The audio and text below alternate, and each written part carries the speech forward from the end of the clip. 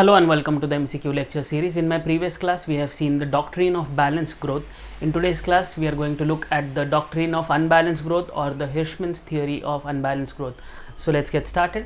The first question is, the doctrine of unbalanced growth was advocated or supported by dash, and the underlying options are A. Singer, B. Streeton, C. Kindleberger, or D. all of the above. So who all advocated the doctrine of balanced growth? So here the correct answer is all these three economists, that is Kindleberger, Streeton and Singer. All of them advocated or supported the idea of unbalanced growth, and therefore option D, all of the above, is the correct answer to this particular question. I hope the question is clear. Let us now move to the next one. The concept of unbalanced growth was propounded by dash, or who propounded the concept of or the idea of unbalanced growth, whether it was A. Streeton, B. Ragnar Nurks, C. Hirschman, or D. M. de Morris. So here the concept of unbalanced growth was propounded by none other than Hirschman, and therefore it is also popularly called as the Hirschman's theory of unbalanced growth or Hirschman's theory of development per se. I hope this question is clear. Let us now move to the next one. According to the doctrine of unbalanced growth, investments should be made in dash sectors. According to this doctrine of unbalanced growth, investment should be made in which sectors? Whether it should be made simultaneously in all sectors, it should be made only in agricultural sector, it should be made only in manufacturing sector, or it should only be made in selected sectors. So here the correct answer is, according to the doctrine of balanced growth, investments should be made in only a selected few sectors, and therefore option D, only in selected sectors, is the correct answer to this particular question. I hope the question is clear. Let us now move to the next one. Hirschman regarded development as dash. Development as what? Development as a chain of equilibria, development as a chain of disequilibria, development as a chain of investments, or D, development as a chain of savings. So here, according to Hirschman, development is a chain of disequilibria, and therefore option B, chain of disequilibria, is the correct answer to this particular question. I hope the question is clear. Let us now move to the next one. According to Hirschman, development policy should be such that it maintains what?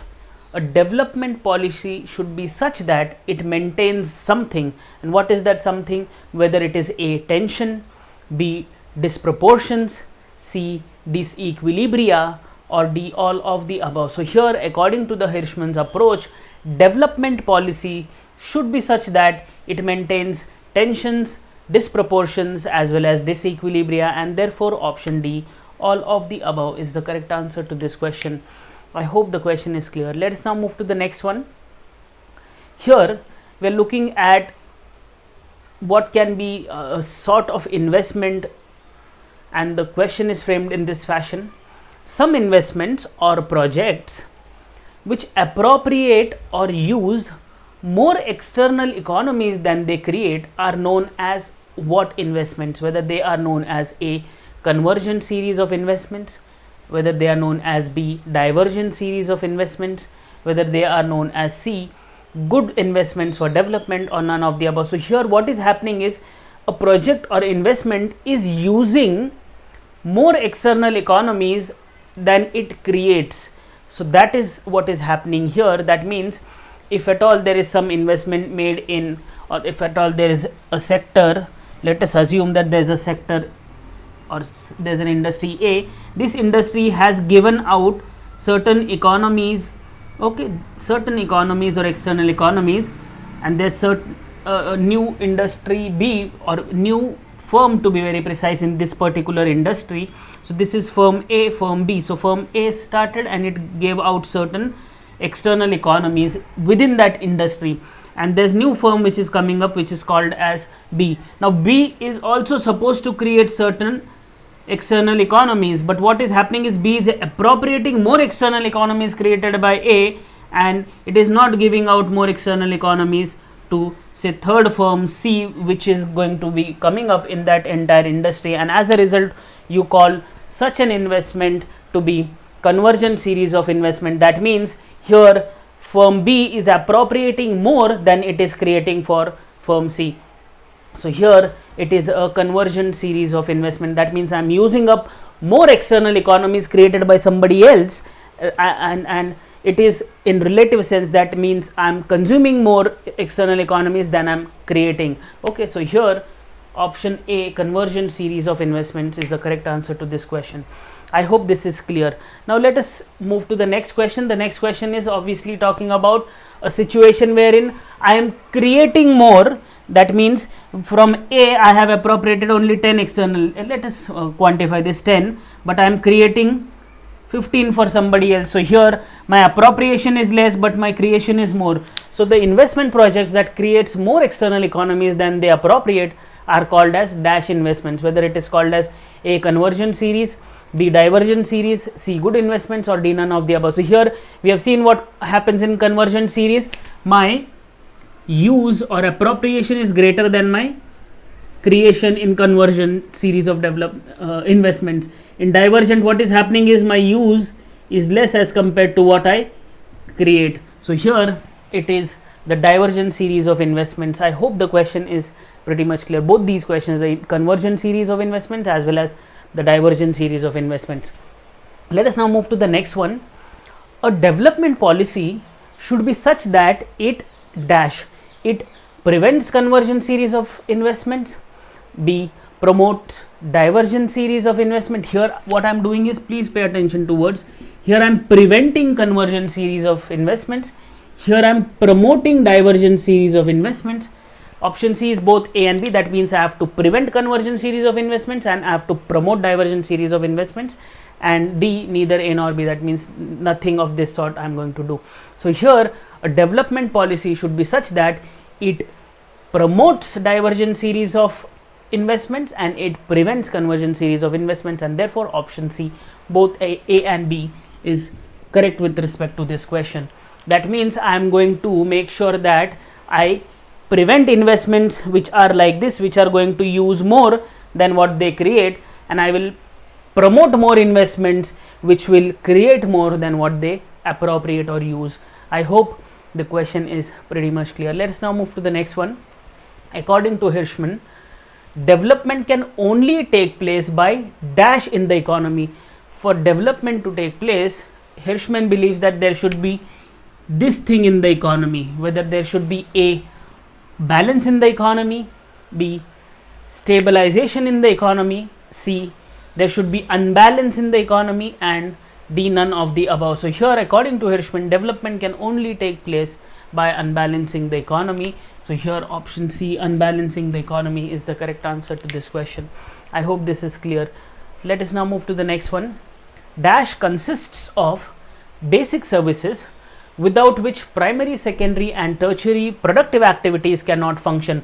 What consists of such services, basic services, without which primary, secondary and tertiary productive activities cannot take place or cannot function per se? What is that? Whether it is A, directly productive activities or DPA, whether it is B, social overhead capital or SOC, whether it is C, divergent convergent investments, or D, none of the above. So here social overhead capital consists of basic services without which primary, secondary and tertiary productive activities cannot function. So here the correct answer is option B, social overhead capital or SOC.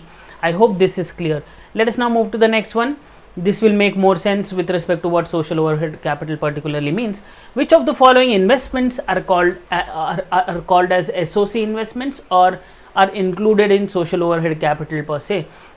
Let us look at the underlying options. First is investment in education, second is investment in public health, third is investment in communications, and last is all of the above. That means investment in education, public health and communication. So what all things can be included in social overhead capital?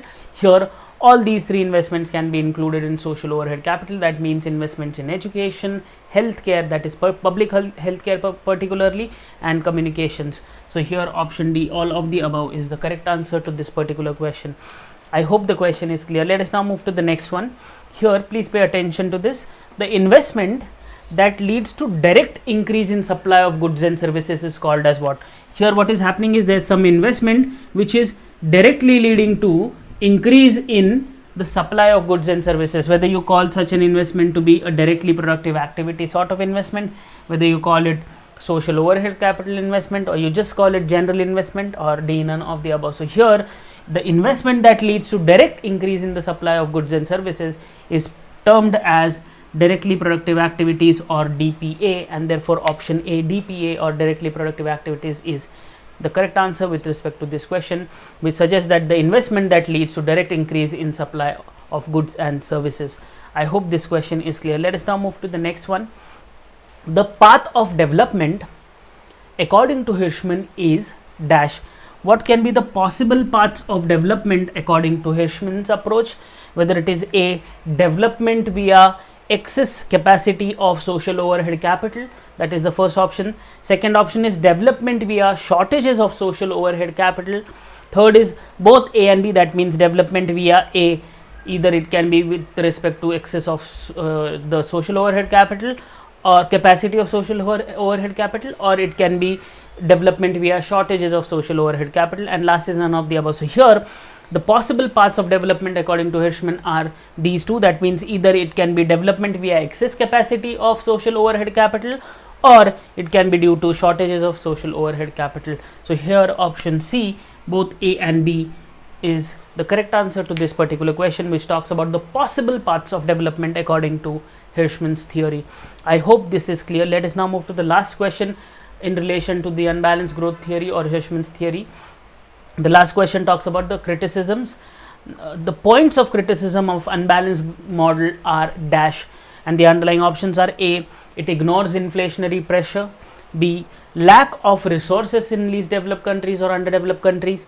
Third is what is the optimum level or degree of imbalance that should exist in an economy for it to develop, at what time that imbalance should be there, how you are going to maintain that imbalance. These are certain questions which remains unaddressed, and the last is all of the above. So here the points of criticisms associated with the unbalanced growth model are denoted by all these 3 points, that means lack of certain resources in underdeveloped countries, then we don't know what is the optimum degree of imbalance, when it should be there, how it should be there, and also the theory ignores inflationary pressure that might generate out of investments per se. So here option D, all of the above, is the correct answer to this particular question. I hope the questions with respect to this important theory called as the unbalanced growth theory are pretty much clear. Please stay tuned for more. Thank you.